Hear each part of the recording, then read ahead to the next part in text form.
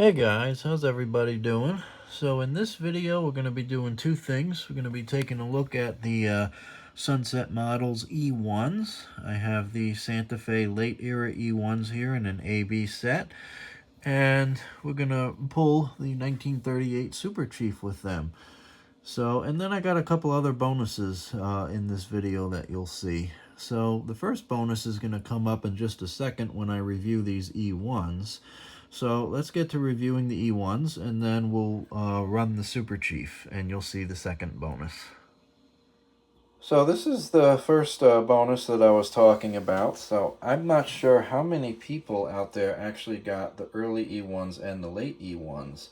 So I did not pre-order both early and late. I had only pre-ordered the late era. But what had happened is Scott, man, put a couple of early single E1A units for sale up on the website, and I jumped on it and I got one. And I think there may still be one or two available.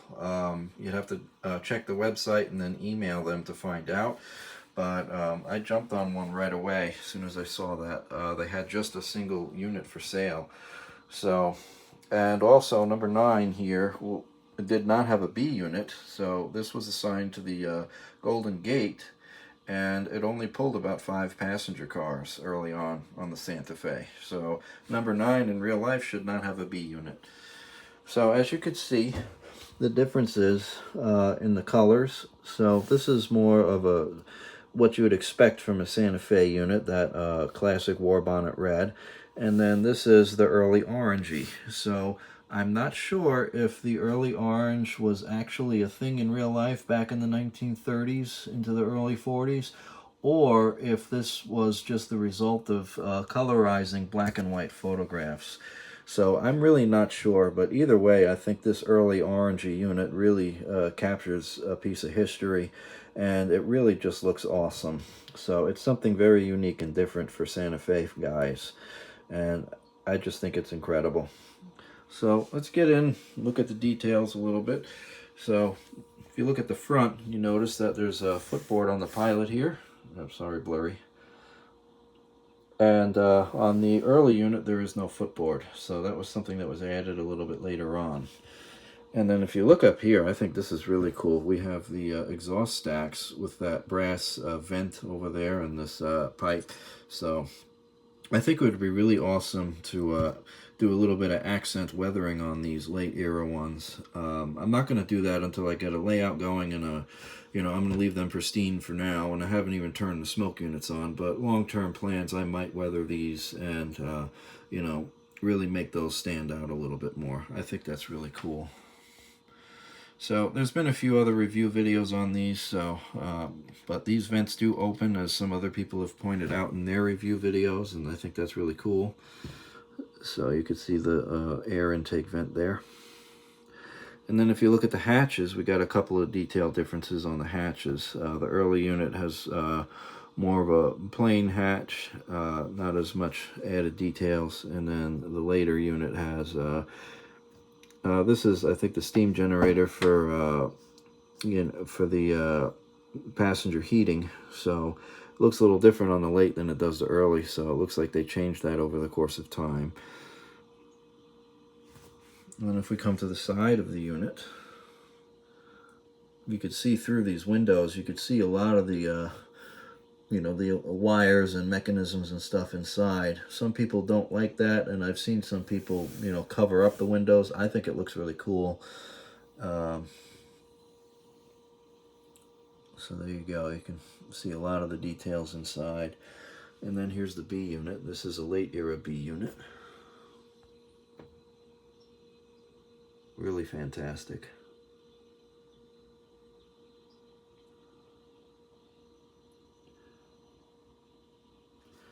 Alright, so what we're going to do now, now that we've reviewed these, is I'm going to give them a run.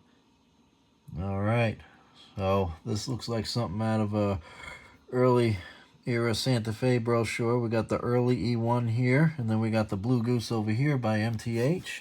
And this is an incredibly beautiful steam engine. There's several videos of the Blue Goose on YouTube already, so I'm not going to review it, but we're definitely going to run it with this Golden Gate Depot Super Chief. And this is just an absolutely stunning steam locomotive. And in case you're wondering, this is a Protosound 2.0 3-volt, so I think this is the second run of the Blue Goose that MTH did. And it's just absolutely incredible. It does not have a Super Chief sound set in it yet, but it will. My buddy Matt Train Lover 9943 is going to help me out with that. But for right now, I think it just has a Fast Mail and Express, some kind of generic sound set in it.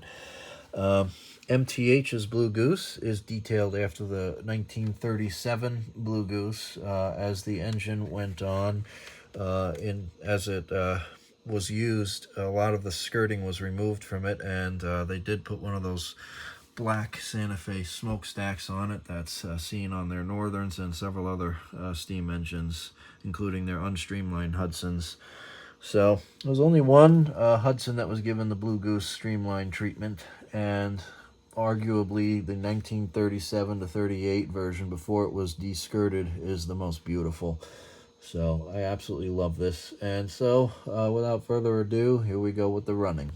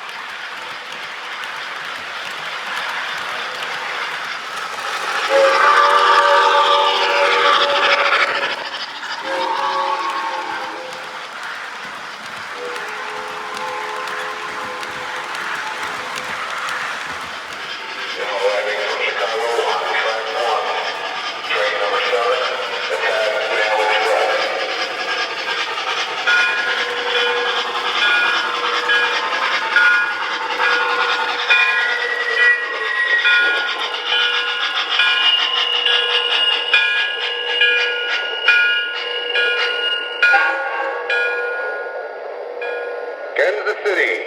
Welcome to Kansas City. Watch the step.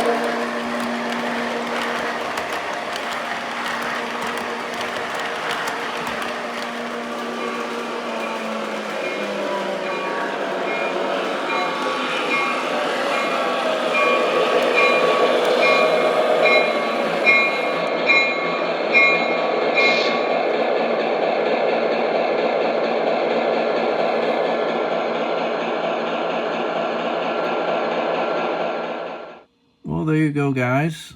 Just showed you some really nice Santa Fe stuff. And in the next video, I'll run the early E1 with a short consist. I'll run that around a little bit. But what I want to do in the last couple of minutes of this video is talk about some future plans for myself regarding the trains. So I haven't built anything yet, but I did prepare this room that I'm in now, the garage. I sanded down the concrete floors and I repainted it, and I got all the trains in here. And I do have tracks set up that I never have to tear down. So that's good, but it's still not a permanent layout. So the future plans for me for building a permanent layout have definitely changed. I know a couple of years ago I did a video where I talked about wanting to build the Long Island Railroad Port Jefferson branch. So that's the branch I grew up riding. However, I've decided that I'm not going to go with that just because of all of the different trains that I have now got in my collection. And I really have come to love that World War II post-war era, and even some of the pre-war stuff like this Blue Goose you're looking at now. And so rather than just stick specifically to Long Island and New York City, I'm going to build something that covers more scenery in this country, because I now have Santa Fe, and I have some Union Pacific, and I have some other railroads like the Duluth, Mesabi, and Iron Range in my collection. So I figured it would be best to build something based on scenery that those trains would look prototypical on, and then just occasionally run the Long Island Railroad stuff from my childhood. And yes, I do want to build like a New York City scene, so on the layout somewhere. So I'm thinking something more like the 1938 and 39 World's Fair. And then that scenery could flip to the 64 World's Fair. And then, of course, I could run, the stuff that I grew up riding in that scene. So, but it's not going to be such, it's not going to have such a focus on Long Island and New York City. But it's going to have more of a focus on railroading in the country as a whole during the pre-war to post-war time period. So I'll get into more details as we go along. I will say that rather than build something in the center of this room, which would really limit my curves in space, I've decided that I would sit in the center of the room, and the layout is going to be kind of like a shelf system on the walls. And so I'll get more into that in the future as well. It'll be a multi-level thing. So on one level, I could have, let's say, a winter scene, and then the lower level could be like a New York City scene, something like that. That's the approach I'm taking to it. So, but that's going to be it for now. I just wanted to let you guys know that I do have some future plans to build something nice. So that's it for now. Have a good one, guys, and I'll talk to you soon. Bye-bye.